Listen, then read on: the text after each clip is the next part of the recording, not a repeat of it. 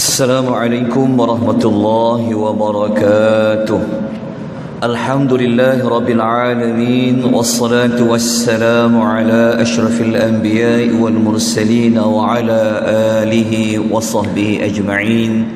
Allahumma salli wa sallim ala sayyidina Muhammad wa ala alihi wa sahbihi wa man tabi'ahum bi ihsanin ila yaumiddin, amma ba'd. Muslimin dan muslimat, hadirin hadirat rahimani wa rahimakumullah. Alhamdulillah, pagi ini kita dapat meneruskan pengajian tadabbur ringkas surah Ar-Rahman, yang mana kita akan membaca ayat yang ke-56. Ayat yang ke-56 ini adalah ayat yang Allah menyebutkan tentang nikmat dari sudut pasangan yang Allah berikan kepada penghuni syurga, setelah sebelum ini Allah memberikan nikmat dari sudut kerehatan. A'udzu billahi minasy syaithanir rajim.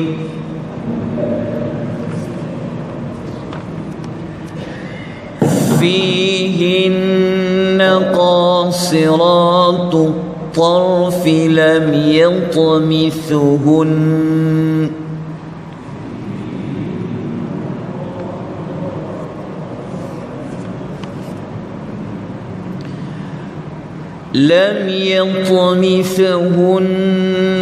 إنس قبلهم ولا جان.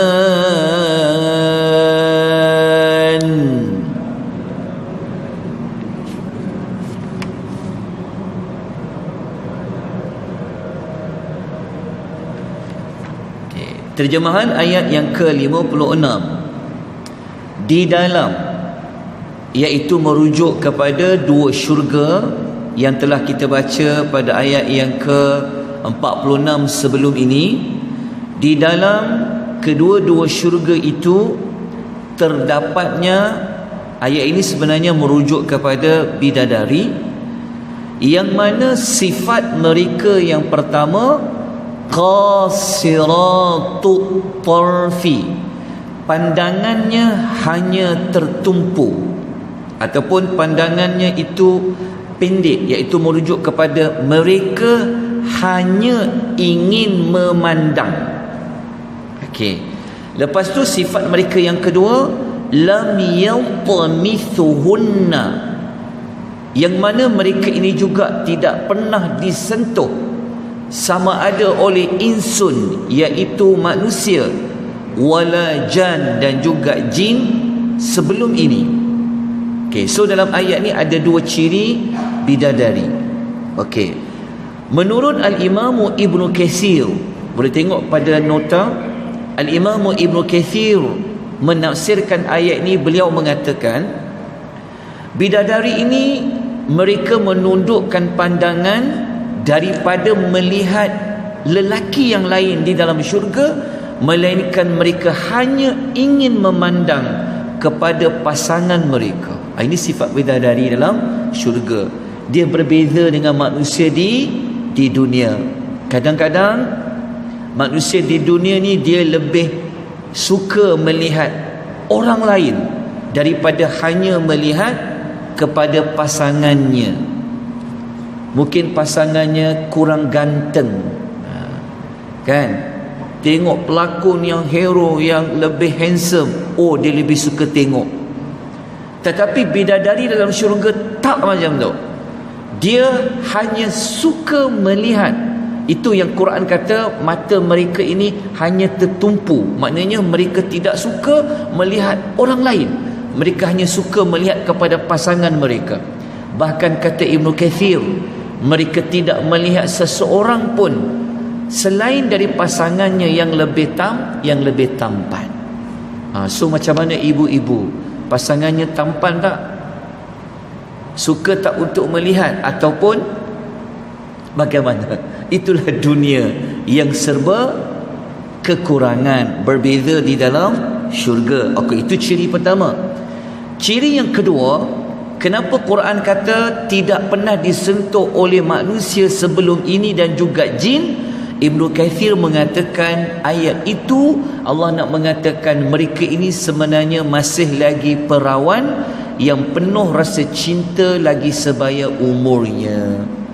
So Allah bagi pasangan itu seperti kalau di dunia lelaki mendapat pasangan anak dara lah katakan, tetapi dalam syurga Allah bagi macam tu juga, tetapi ini adalah bidadari. Sehingga kan Allah kata mereka pernah belum lagi dicampuri oleh sesiapa pun, sama ada di kalangan jin ataupun manusia. Maka ayat ini juga kata Ibnu Katsir merupakan dalil bahawa jin pun akan masuk ke dalam syurga. Okey, apa pelajaran yang kita dapat belajar daripada ayat ini? Ada dua lah. Satu daripadanya, kita mengetahui Allah bagi tahu pasangan bagi lelaki di dalam syurga itu di kalangan bidadari, mereka hanya suka melihat kepada pasangan sahaja. Bagi mereka pasangan itulah yang tampan, pasangan itulah yang sedap mata memandang. Berbeza dengan perempuan-perempuan yang ada di dunia. Okey. Yang kedua, bidadari syurga ini adalah gadis-gadis perawan. Okey, ibu-ibu janganlah bimbang melihat kepada isu bidadari ini. Kata para ulama, nanti kita akan jumpa bagaimana Allah sifatkan bidadari ini. Dekat situ nanti saya akan terangkan bagaimana kedudukan isteri yang dekat dunia sama-sama masuk syurga. Mereka ni jadi pasangan yang bagaimana? Nanti kita akan sebut pada ayat yang berikutnya. Baik, tuan-tuan, jika tuan-tuan ingin mengetahui lebih lanjut berkenaan cerita tentang bidadari di dalam syurga menurut Al-Quran, saya seperti saya sebutkan sebelum ini, saya telah keluarkan satu buku yang bertajuk Agar Lelah Berbuah Jannah. So buku ni saya akan bawa minggu depan, boleh dapatkan. Kalau tuan-tuan boleh miliki buku ini, tuan-tuan akan dapat mempelajari ada lebih kurang dalam 30 bab. Ada 30 tajuk tentang syurga dalam tu. Dan kalau tuan-tuan nak tahu nikmat Allah yang paling besar sekali yang Allah akan beri di dalam syurga itu apa, kena dapatkan buku ni. Okey, tuan-tuan, saya ambil sedikit maklumat di dalam buku ini pada bab yang ke-27 untuk kita lanjutkan lagi. Okey, bidadari dalam syurga ini bagaimana Allah gambarkan. Okey, kalau dalam Quran tuan-tuan nak cari perkataan bidadari, Allah akan gunakan perkataan hurun ain. Dalam Quran kalau jumpa hurun ain, ia merujuk kepada bidadari. Ada 3 surah. Surah Ad-Dukhan ayat 54, Suratul Waqi'ah ayat 22 dan surah Tur ayat nombor 20. Nanti cari perkataan hurun ain. Hurun ain tu maksudnya mata. Jadi di antara ciri kecantikan bidadari itu ada pada matanya. Jadi kalau Quran sebut hurun ain, maknanya bidadari. Ada 3. Okey, apakah ciri dan sifat bidadari yang lengkap yang Allah cerita di dalam Al-Quran? Dalam surah Rahman yang kita baca ayat yang sebentar tadi itu hanya 2 daripada 8 sifat. Okey, ciri dan sifat bidadari di dalam syurga ini setakat saya membaca rujukan ada 8. Yang pertama, bidadari ini dia menundukkan pandangan. Ini ayat yang mana? Ayat yang kita baca sebentar tadi tu. Qasiratut tarfi. Tetapi bukan dalam surah Ar-Rahman sahaja. Ayat 56. Kita boleh rujuk dalam surah yang lain. Ada dalam surah Al-Saffat, ada dalam surah Sad. Okey, sifat yang kedua, bidadari ni dia tak suka keluar rumah. Dia suka berada di dalam khemah-khemah. Nanti kita akan cerita tentang khemah. Tapi tak ada surah Rahman lah, dalam buku ada. Maksud dia berbeza dengan wanita di dunia. Wanita di dunia ni ialah kan, nama pun dunia. Ada masa nak kena pergi shopping, ada masa keluar sampai kesian kat suami tu, seorang-seorang je dekat rumah. Kena tinggalkan. Contoh, bidadari ni tak, dia tunggu pasangan dia balik. Faham tak? Dia menanti-nanti pasangan dia dalam syurga itu kembali. Mereka berada dalam khemah. Jadi kalau tuan-tuan nak tahu ayat apa sebenarnya dalam surah Rahman, kita akan jumpa nanti pada ayat nombor 72. Yang ketiga, mereka itu adalah gadis perawan. Ini yang surah Ar-Rahman ayat 56 kita baca tadi je lah.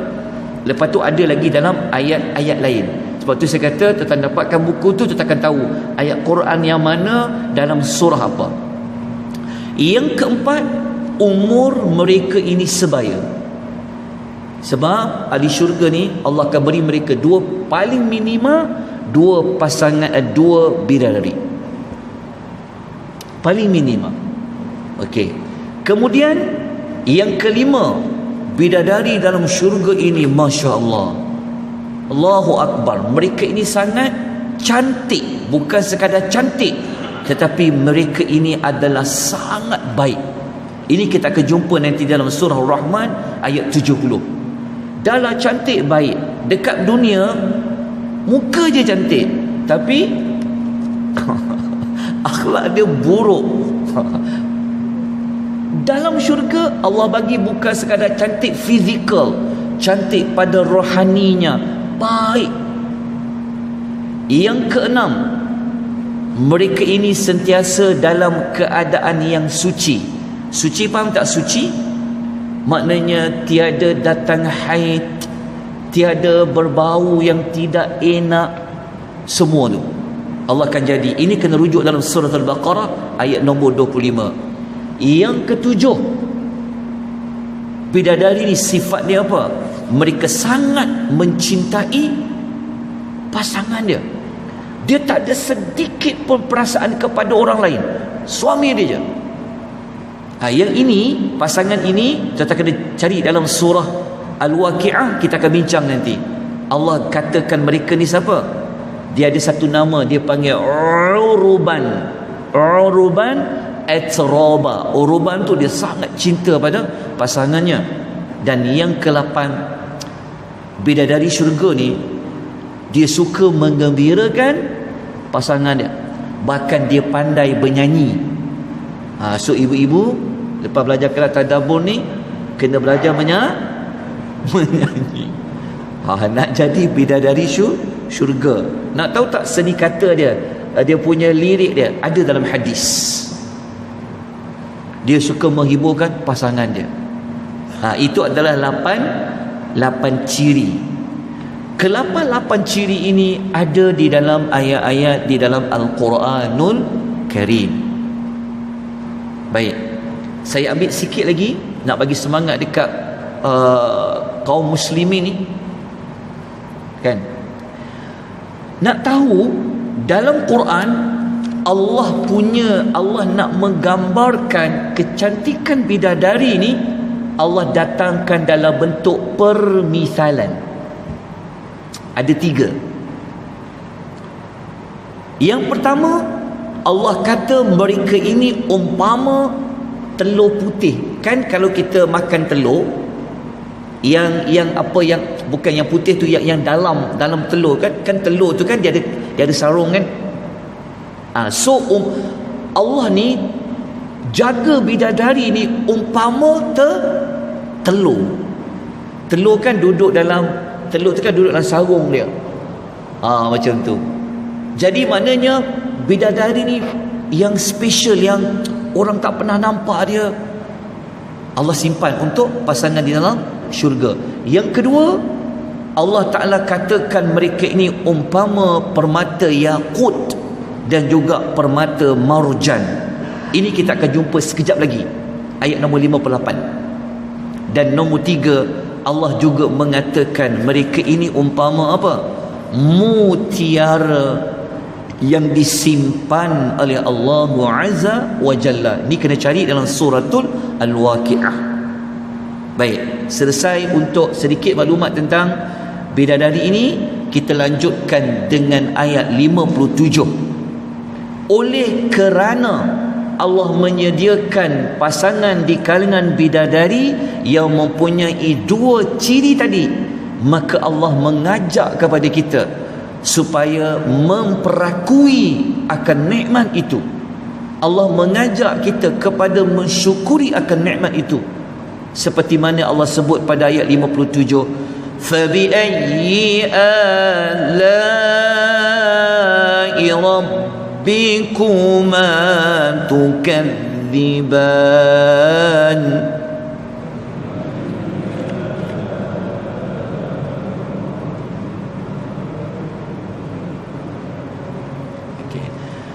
Maka nikmat Tuhan kamu berdua, ataupun maka kekuasaan Tuhan kamu berdua yang manakah yang kamu hendak dustakan.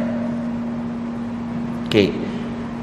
Ayat 57 ni, kalau tuan-tuan kira daripada ayat yang awal-awal sampai ayat 57, ini adalah kali yang ke-21 Allah ulang tentang kalimah ayat fabi ayyi ala'i rabbikuma tukadziban.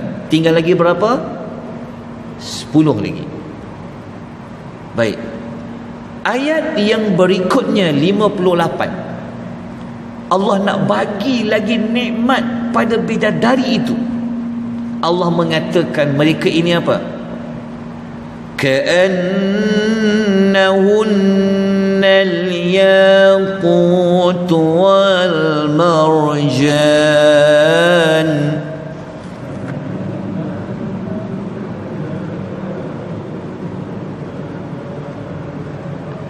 Mereka, ka'annahun, mereka, ka tu bagaikan, al-yaqut iaitu permata yaqut, wal marjan iaitu permata marjan. Ini kita telah ulas pada ayat yang sebelum ini apa itu marjan. Sebelum ni kita jumpa ayat lu'lu' wal marjan. Semua manusia faham kalau tengok permata, melihat mutiara cantik.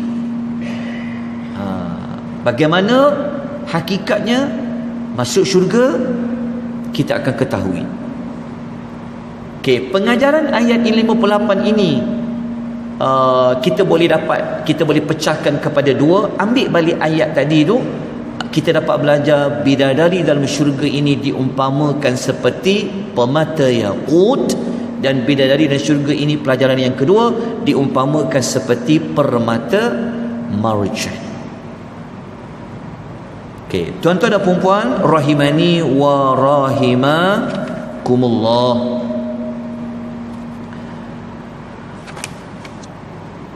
Dalam hadis Nabi sallallahu alaihi wasallam, Allah menyebutkan, ya, tapi tak ada nota ni. Kita dapatkan buku ni dalam hadis. Kalau ditanya berapa jumlah bidadari, dalam hadis kata orang yang paling lewat sekali masuk syurga ataupun orang yang paling rendah darjatnya dalam syurga, Allah bagi minima sekurang-kurangnya dua orang. Orang yang mati syahid, dalam hadis sahih riwayat Tirmizi, Allah akan beri kepada mereka 72 bidadari. Tapi jangan bimbang, tak akan bergaduh dengan pemaisuri. Siapa dia pemaisuri tu? Isteri dekat dunia lah. Kalau sama-sama masuk syurga, isteri di dunia ini Allah akan jadikan lebih cantik daripada bidadari. Sebab apa?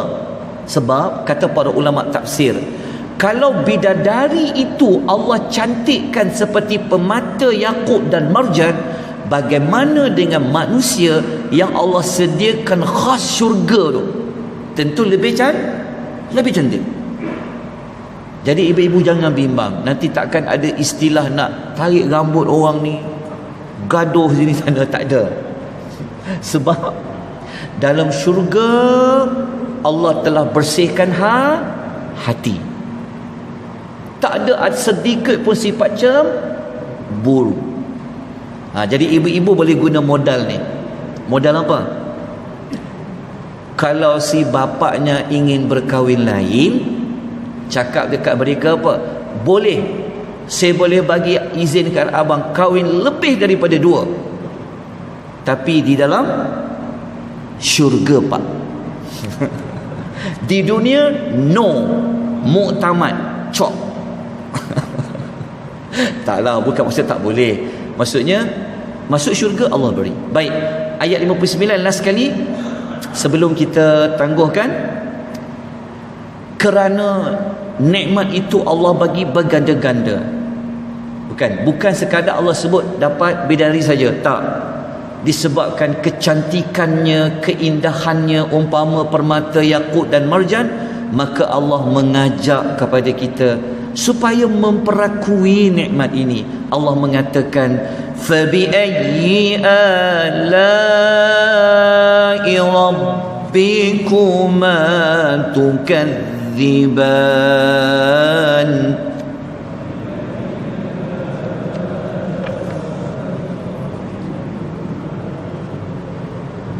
Maka nikmat Tuhan kamu berdua yang manakah yang kamu hendak dustakan?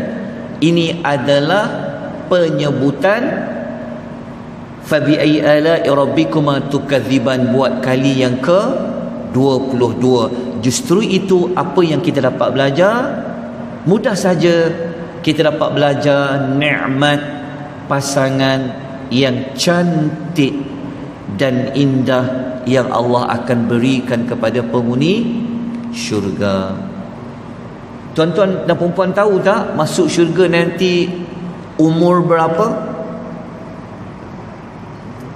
Umur macam umur Nabi Adam adalah 33 tahun. Di dalam hadis, Allah akan beri kita tenaga seperti 100 orang.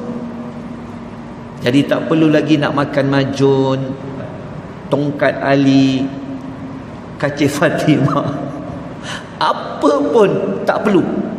Sebab Allah akan memberi kekuatan itu sebanyak 100 orang. Dalam bab makannya, dalam bab syahwatnya, Allah akan beri. Janji buat amal banyak-banyak, taubat pada Allah, perbaiki amalan.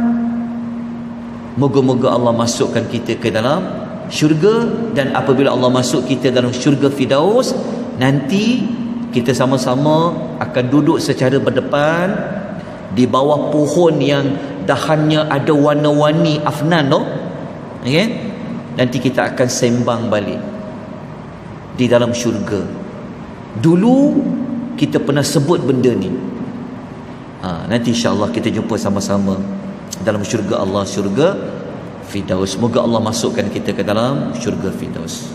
Baik, kita jumpa lagi minggu hadapan. Kita dah 23 minit, saya ambil masa lebih sikit, tak apa tuan-tuan dan puan. Jadi kalau nak tahu maklumat lanjut, memang kena dapatkanlah buku ni. Ya, cuma saya tak dapat nak bawa hari ini, saya akan bawa minggu hadapan. Mungkin hari Selasa pagi tu dah ada. Sebab buku ni dia telah habis cetakan pertama, so nak kena ambil baru, insya-Allah. Baik, moga-moga Allah memberikan kita rahmat, Allah bimbing kita dengan petunjuk Al-Quranul Karim, Allah memberikan kita keberkatan hidup.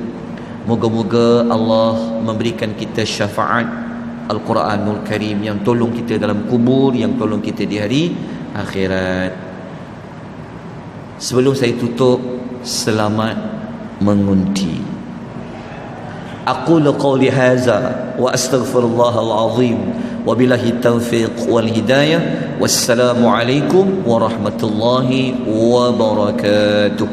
Subhanakallahumma wa bihamdika asyhadu an la ilaha illa anta astaghfiruka wa atubu ilaik.